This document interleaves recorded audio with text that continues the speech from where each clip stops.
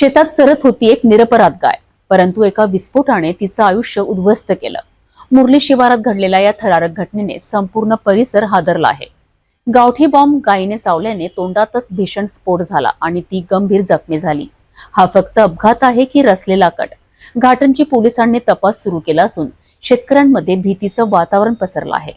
मुरली शिवारामध्ये गाई चरत असताना बॉम्ब खाऊन तोंड पूर्ण चिंधड्या झाल्या, जीभ खाली पडलेली आहे। कशाचा बॉम्ब होता तो? हा डुकराचा बॉम्ब, डुकराचा बॉम्ब। हा पारद्याने टाकला होता डुकरासाठी।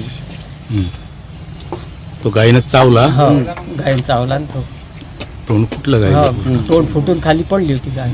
गाय जिवंत आहे का मरण? हो जिवंत आहे, आता सध्या जिवंत। डॉक्टर आले पण डॉक्टर म्हणजे काही इलाज करून काही फायदा नाही। हो पोलीस स्टेशनला, घाटंजी पोलीस स्टेशनला रिपोर्ट दिला। शेतकऱ्यांची संपत्ती म्हणजेच त्यांचं पशुधन आणि त्या गायीवर घडलेली ही घटना मानवतेलाही काळीमा फासणारी आहे। स्फोटकांचा असा वापर फक्त प्राण्यांचंच नाही तर समाजाचंही नुकसान करू शकतो। घाटंजी पोलिसांनी या प्रकरणाचा तपास वेगाने सुरू केलाय।